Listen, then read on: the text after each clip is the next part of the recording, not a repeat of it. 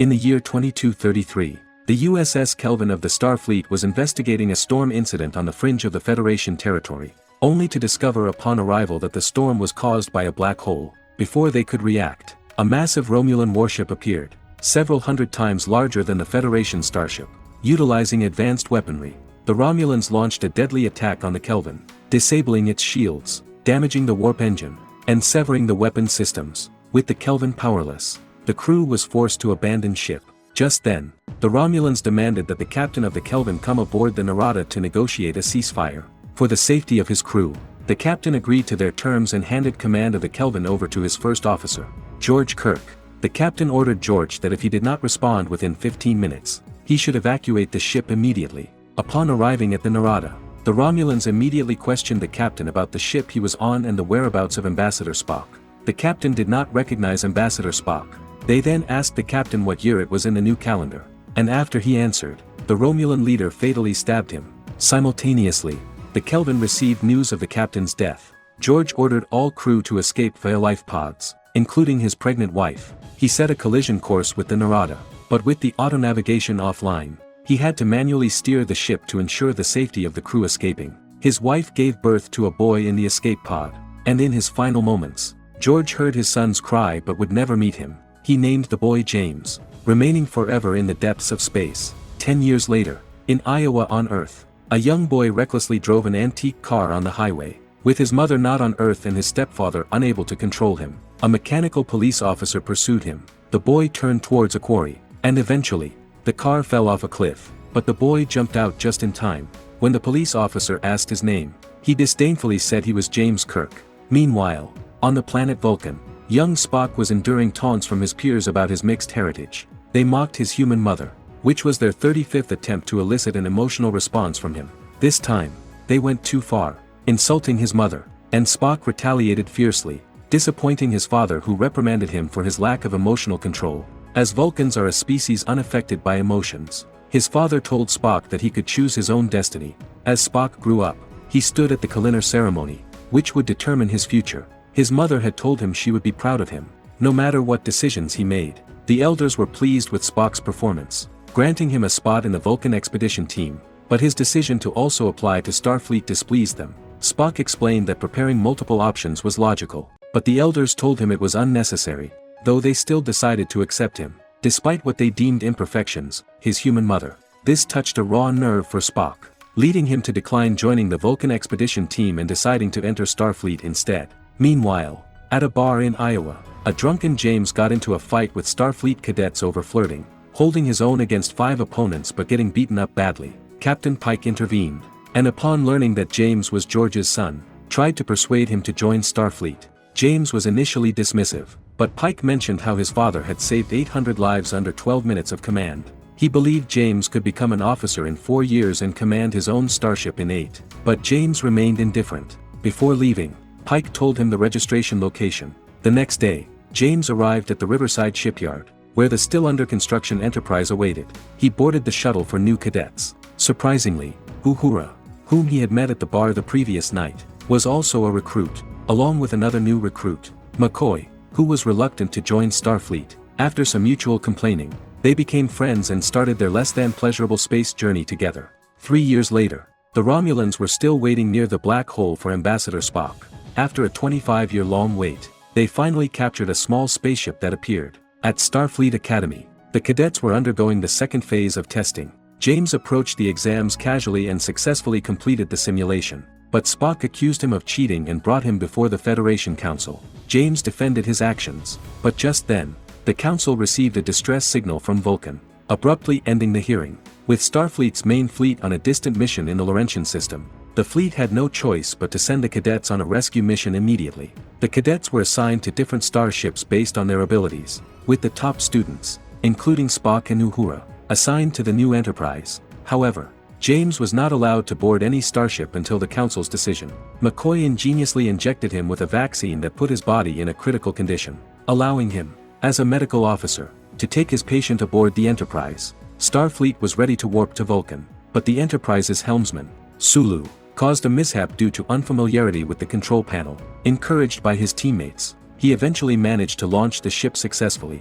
the Enterprise received another distress call from Vulcan, indicating a massive storm above the planet, similar to the one the Kelvin encountered 25 years earlier, a trap set by the Romulans. James rushed to inform Captain Pike, who was initially skeptical but convinced after Uhura received a distress call. Spock concluded that James's logic was correct. As the Enterprise entered Vulcan's orbit, they were stunned to find 7 Starfleet vessels destroyed by the Romulans. The isolated Enterprise was vulnerable to attack, with shields quickly dropping to 32%. As they prepared to fire again, the Romulan leader recognized the Enterprise and immediately ordered a ceasefire. They contacted the Enterprise and greeted Spock warmly, but Spock did not recognize him. The Romulan leader only left a cryptic message and ordered Captain Pike to come aboard the Narada for negotiations. Echoing the situation the Kelvin faced 25 years earlier, Pike took several hand-to-hand combat-trained crew members, including James, with him.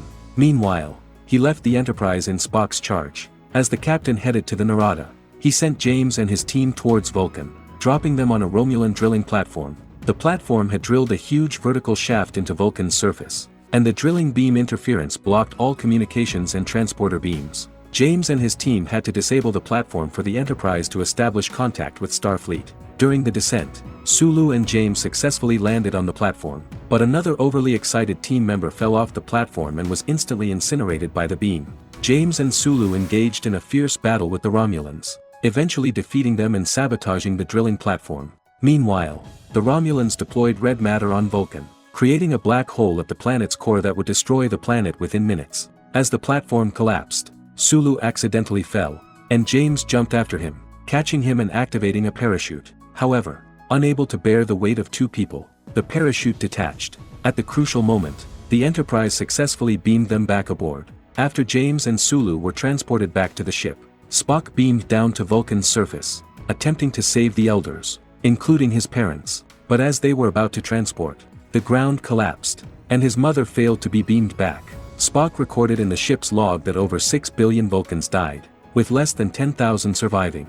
Vulcans became an endangered species, and Captain Pike became a prisoner of the Romulans. The Romulan leader threatened Pike to hand over Earth's defense codes, but Pike steadfastly refused. The leader recounted his past, explaining that in his era, the Narada was a mining ship. He had struggled to support himself and his pregnant wife, which is how he survived. He also blamed Starfleet for watching as Romulus was destroyed, but Pike remembered that Romulus had not been destroyed and was still intact. Nero's claims were merely projections of a possible future. Nero knew that the destruction of Romulus could not be reversed, and his goal was to destroy every Federation planet. He extracted the Earth's defense codes from Pike's brain using an iridium worm. Meanwhile, the Enterprise detected the Narada's course heading towards Earth. Based on their red matter black hole technology, it was confirmed that the Narada came from the future. Spock believed that the Enterprise needed to join forces with Starfleet, but James insisted they must catch up with the Narada first. Any delay would lead to Earth's destruction, leading to a heated argument between them. Spock had to use a Vulcan nerve pinch to end the dispute, and James was confined to an escape pod, which was launched towards a cold, icy planet, Delta Vega, part of the Vulcan star system. On this icy world, James was chased by a polar bear, which was then devoured by an even larger monster. After a fierce chase, James took refuge in a cave. At a critical moment, an old man with a torch drove away the monster, claiming to be Spock, which James found hard to believe since he was exiled by Spock himself. However, the older Spock transferred his memories to James. In a future 129 years later, a supernova was about to destroy, threatening the entire galaxy. With Romulus in close proximity, Spock agreed to help save Romulus. So they developed a red substance that could form a black hole to absorb the supernova material. However, the supernova exploded sooner than expected, and Spock was unable to prevent it, leading to the destruction of Romulus. To prevent further damage, Spock deployed the red matter, but on his way back, he was intercepted by the Narada. Nero blamed everything on Spock. Meanwhile, both the Narada and Spock's ship were swallowed by the black hole. The Narada arrived in another timeline first, encountering the Kelvin. After destroying the Kelvin, they waited 25 years until Spock's ship appeared. But for Spock, it was only a few seconds late. Nero captured Spock and imprisoned him on Delta Vega to witness Vulcan's destruction. Their appearance disrupted the original timeline, and the older Spock told James that in another timeline, his father was safe. Later, the older Spock led James to the brilliant engineer Scotty, who had a way to return them to the Enterprise. Before leaving, the older Spock advised James that he needed to provoke Spock to remove him from command. According to Starfleet regulations, they used technical means to return to the Enterprise. James questioned Spock about his lack of anger over the planet's destruction and his mother's death. James's relentless verbal attacks completely angered Spock. Spock violated Starfleet regulations and had to hand over control of the Enterprise to James. Once Spock calmed down, he told his father that he couldn't control his emotions over his mother's death. With his father's guidance, he understood James's actions. Meanwhile, they discovered the Narada near Saturn's orbit, and the Enterprise could rely on Titan's magnetic field for protection, remaining undetected by the Narada. At this time, Spock returned to the bridge and suggested using the transporter to steal the black hole device from the Narada. The two successfully transported to the Narada, where chaos ensued. After a fierce battle, they broke through, and Spock used his sensory abilities to locate the black hole device in Captain Pike's position. Meanwhile, a drilling platform opened above the Golden Gate Bridge, causing severe earthquakes. Spock controlled the ship with the black hole device, while James went to the prison to rescue Captain Pike. Nero and Io were waiting for him there. Meanwhile, Spock destroyed the drilling platform. Enraged, Nero wanted to kill Spock and launched dozens of torpedoes at him. At a critical moment, Spock activated warp speed to escape, and the Narada also activated warp speed to pursue, with the Enterprise following them and launching indiscriminate attacks. James managed to escape Isle's entanglement and successfully rescued Captain Pike. Spock used the black hole device to crash into the Narada. In the moment the ship was destroyed, the three were successfully transported back to the Enterprise. The Narada was swallowed by the black hole. James suggested saving the Romulans, but Nero refused, preferring to see Romulus destroyed rather than accepting their help. The Enterprise fired photon torpedoes, destroying the Narada while the black hole engulfed them. However, the black hole's gravity pulled the Enterprise, and the warp engines malfunctioned. Finally, Scotty threw the warp core near the black hole, and the explosion's shockwave pushed the Enterprise out of the gravitational field. Eventually, James officially became the captain of the Enterprise. The older Spock bid farewell to his younger self, deciding to help the remaining Vulcans establish a new colony. Young Spock also returned to the Enterprise. This is the Starship Enterprise, a human space exploration vessel whose main mission is to explore deep space, discover civilizations, and establish diplomacy. However, a major incident occurred one day when Captain Kirk discovered that a civilization on a planet was still in its primitive society, and a volcano on the planet was about to erupt. If the volcano erupted fully, the planet would be destroyed. Therefore, Kirk ordered the Enterprise to hide in the deep sea, then sent a team into the center of the volcano, hoping to use high technology to freeze the volcano. During the mission, an accident occurred when the shuttle transporting Spock broke its cable, leaving him alone. Meanwhile, Kirk was being chased by the natives and both jumped into the water, swiftly entering the Enterprise. They were discovered by the natives and had to leave quickly to avoid severe consequences. Meanwhile, the volcano erupted, spewing vast amounts of lava, causing the natives to flee in terror. They didn't understand why this was happening. Spock activated the cooling device, and when the countdown ended, he too would be frozen. The Enterprise couldn't transport him back due to signal interference from a strong magnetic field. Left with no other option, Kirk had to make the Enterprise fly out of the water. The natives saw it, and the sight of the spaceship ascending completely overturned their worldview. As the ship was close to the volcano, Spock was beamed back at the last moment, just as the volcano was frozen. While they saved the planet, they also made a grave mistake. A leader sketched the shape of the spaceship on the ground, deeply imprinting its appearance in their memory. Upon returning, Spock wrote an honest report, something Captain Kirk hadn't anticipated. As a Vulcan, their principles are unchanging. A mistake is a mistake. Although Kirk saved himself, the general was furious. A high-tech civilization appearing on a primitive planet and being seen by its inhabitants was too significant an impact. The general had no choice but to relieve Kirk of his captaincy and send him back to the academy to start over. In London, a senior official of the Starfleet was distressed because his daughter was diagnosed with a terminal illness and was close to death. The official and his wife were in constant tears. At this moment, someone approached him, claiming they could save his daughter. The mysterious person drew his own blood and immediately injected it into the girl's life support system, which soon showed signs of life. The help from the mysterious individual came with a condition. He wanted the official to come to the Starfleet's headquarters data room and send the entire database to him, after which an explosion occurred.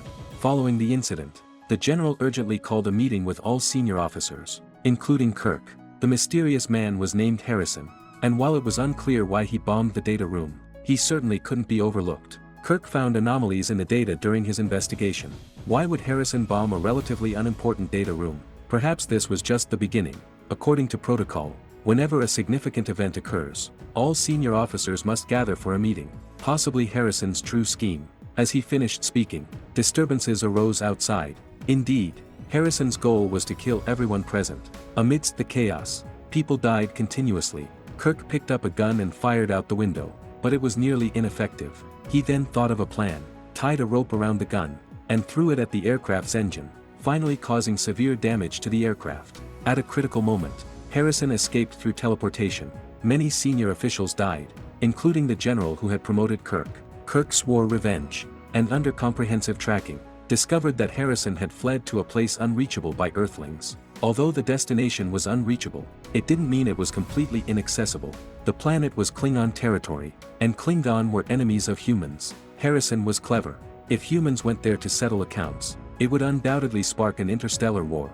However, Kirk didn't care about that. He didn't need the Starfleet. At this time, the general revealed that what Harrison had bombed was not just a data room, but an organization secretly developing defensive technology.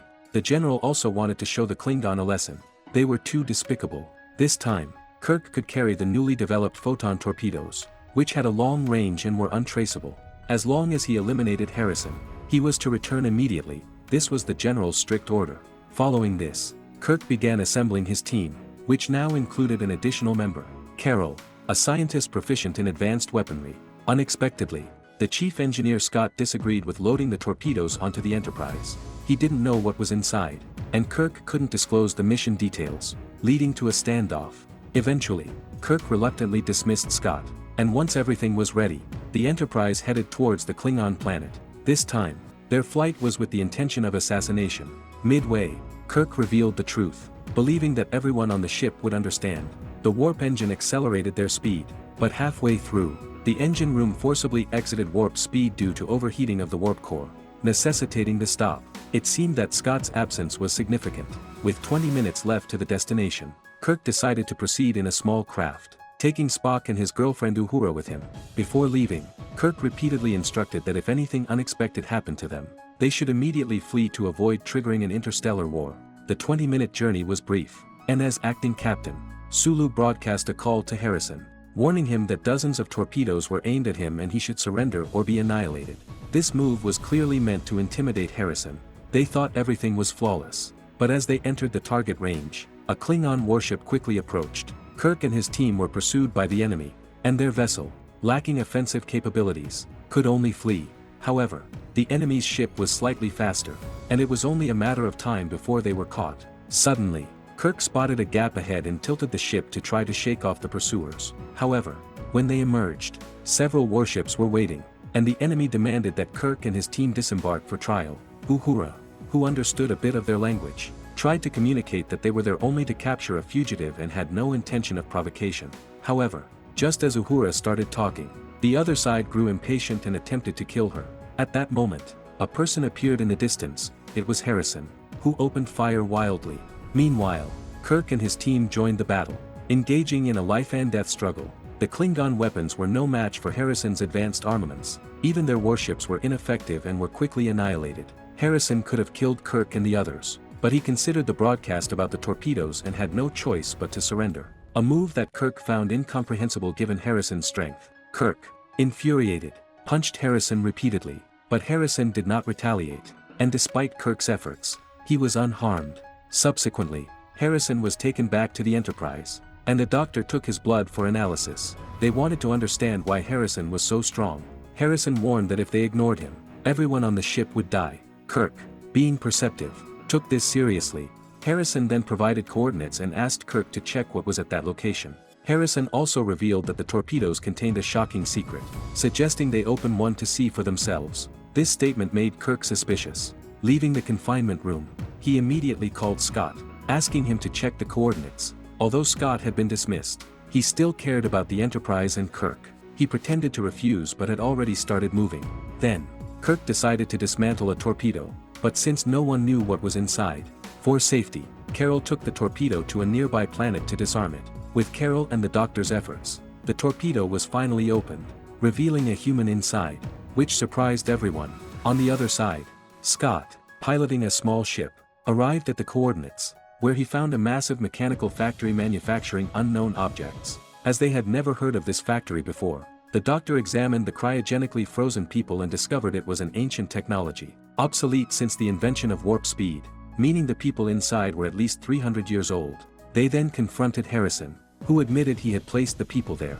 He revealed he was over 300 years old, had undergone genetic enhancement training, and led humanity to end the World War.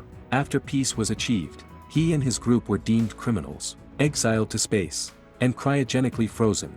Ironically, after the destruction of Spock's home planet Vulcan, someone found Harrison and the others floating in space. However, only Harrison was awakened by the general, who then demanded Harrison's help in weapons development due to his formidable strength and agility, unmatched by ordinary humans. The general's purpose in sending Kirk to the Klingon planet to eliminate Harrison was to provoke a conflict between the two sides, thereby sparking an interstellar war. Harrison, wanting to rescue his companions, had killed many Alliance members because the general had been threatening him. As they discussed this, a ship approached the Enterprise, not Klingon but the General Harrison had mentioned. Within 3 seconds, the ship reached the Enterprise, and without wasting words, the general demanded Kirk hand over Harrison, or the Enterprise would be destroyed. The general was resolute, and Harrison was not to be trusted. Now, Kirk didn't know who to believe and could only order the ship to warp towards Earth. However, the general's ship was faster in warp speed, and no matter how the Enterprise maneuvered, it couldn't shake off the pursuit and was quickly caught.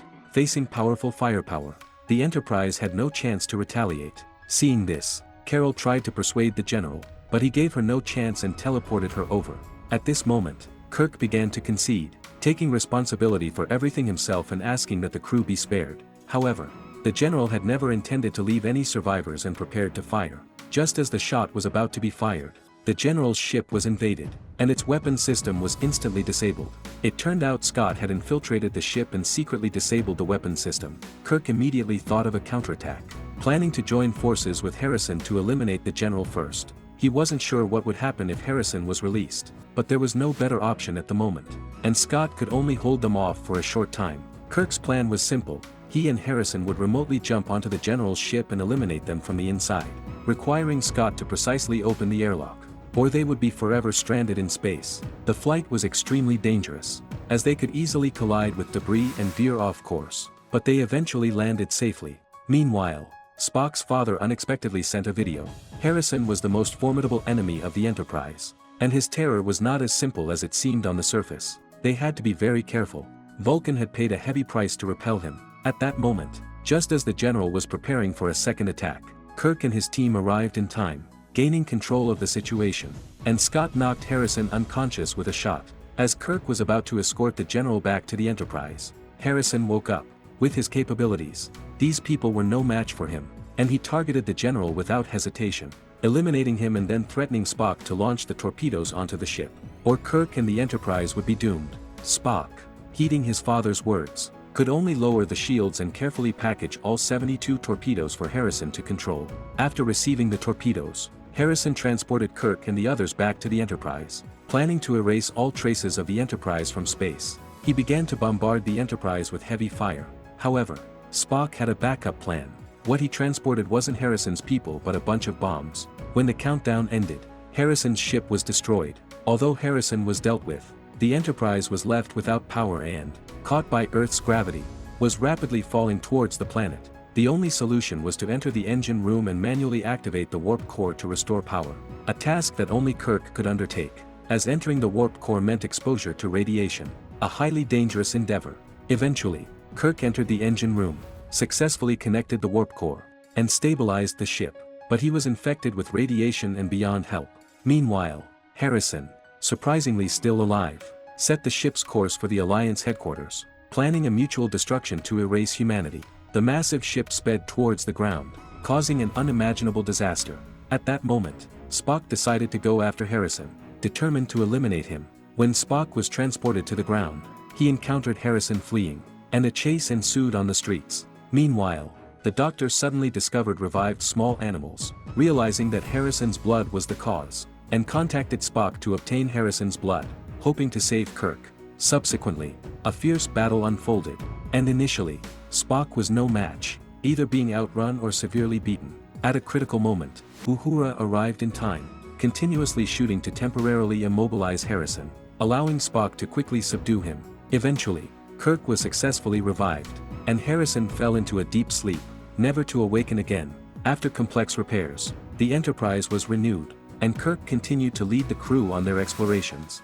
The USS Enterprise arrived at a massive space station resembling a transparent snowflake glass orb, quietly stationed in deep space. This space station, known as Yorktown, boasted the most advanced technology, with numerous interwoven tracks accommodating different civilizations, and spaceships and floating rails reflecting its prosperity. Before the crew of the Enterprise had a chance to rest, Yorktown received a distress signal from a woman explaining that their spaceship, originally on a mission within a nebula, had crashed on a nearby planet, and only she had escaped in a lifeboat. The Enterprise quickly set off on a rescue mission with the woman. Soon, they passed through the nebula to the planet Altamid, but Chekhov suddenly detected unidentified ships interfering with the Enterprise. Realizing the danger, Kirk quickly raised the shields and launched an attack, but the enemy's ships dispersed like bees. They used the small ship's advantage to dismantle the Enterprise's warp engines. The massive Enterprise, amidst a swarm of smaller ships, was like a lamb to the slaughter, utterly defenseless. The small ships then breached the hull of the Enterprise, and the enemies began boarding and clearing out the crew. With more advanced weapons, the Enterprise was quickly overrun, and the enemy leader, Krall, boarded the starship, aiming for the ancient weapon fragment. Seeing this, Kirk quickly attacked Krall and his group. Meanwhile, Scotty initiated the impulse engine of a butterfly-shaped ship, causing momentary weightlessness inside, allowing Kirk to grab the weapon fragment and quickly escape. The saucer section of the Enterprise then attempted to escape into the nebula to shake off the small ships, but they regrouped and pierced the Enterprise like blades. Seeing the ship collapsing, Kirk had no choice but to order everyone to abandon ship, but the enemy still pursued the crew, capturing the escape pods in space. Eventually, the butterfly section of the Enterprise broke through the atmosphere and silently crashed on the planet's surface. The successfully escaped Kirk, furious, pointed his gun at the woman who had sent the distress signal. Under duress, the woman revealed her plight, explaining that to save her own crew, she had to strike a deal with Krall. Krall promised her safety for her crew in exchange for luring the Enterprise. But Kirk did not fully trust this woman. He pretended to go with Chekhov to retrieve the hidden weapon fragment in the saucer section, essentially to test the woman. Predictably, she immediately turned hostile, attempting to reclaim the weapon fragment. Fortunately, Chekhov had been lying in wait and successfully subdued her. But just then, the enemy reappeared, and after a fierce chase, they had to activate the thrusters, using the saucer section's flip to eliminate all the enemies. On another front, the successfully escaped Scotty was targeted by several aliens, but at the critical moment, a young girl suddenly appeared and saved him. She also informed Scotty that Krall had been searching for a deadly weapon, and she, along with the men who had just attacked, were survivors of ships that Krall had previously brought down. The girl, named Jayla, struck a deal with Scotty. She would help him find his crew if he would repair her ship to escape the planet. However, Scotty was shocked to discover that the ship was actually the USS Franklin, a Starfleet vessel from the 2160s. Meanwhile, the captured Enterprise crew was actively trying to escape.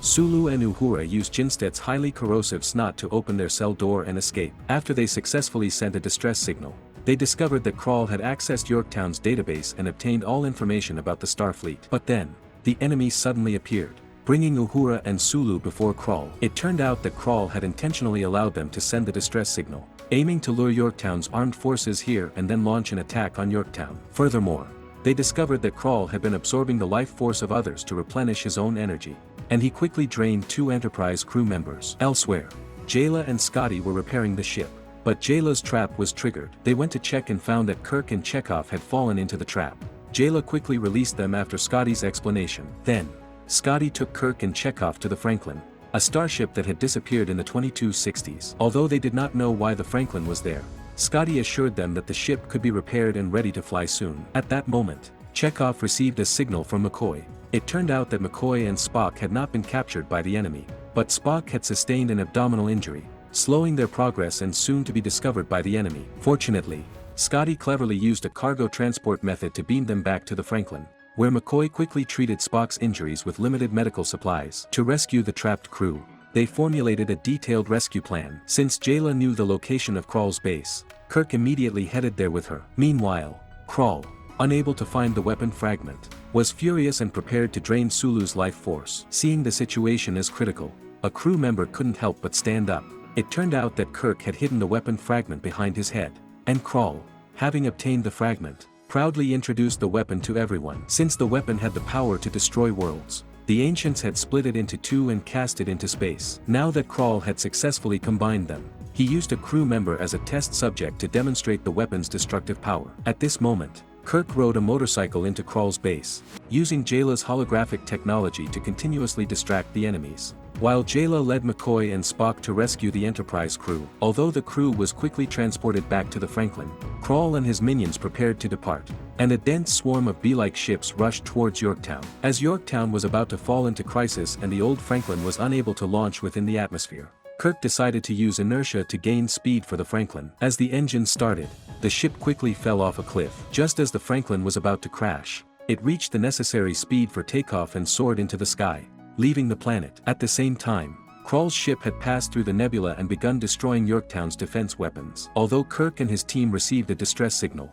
the old ship was no match for Krall's swarm of ships. At a critical moment, Spock thought of a way to disrupt the ship's communication. Spa and McCoy hijacked an enemy ship. Through research, they discovered that all small ships shared a neural network. By disrupting this network, all ships would lose control. To catch them off guard, Scott decided to use high-frequency rock music to disrupt the neural network. As thousands of ships surged towards the tiny Franklin like a tidal wave, the blaring music turned the ships into fireworks in space. With Yorktown also broadcasting at the same time, nearly all ships were destroyed, but Krall's ship still entered Yorktown. Seeing this, Kirk ordered the Franklin to follow and leap out of the water, forming a wall. Krall's ship crashed harshly against the hull, and to be safe, Kirk went to check and found crew members who had been drained dry, making him realize that Krall might still be alive. At that moment, Uhura, through previous recordings, discovered that the captain of the Franklin, Edison, was actually Krall. They then learned from his logs that Krall's starship had been abandoned by the Federation on the planet,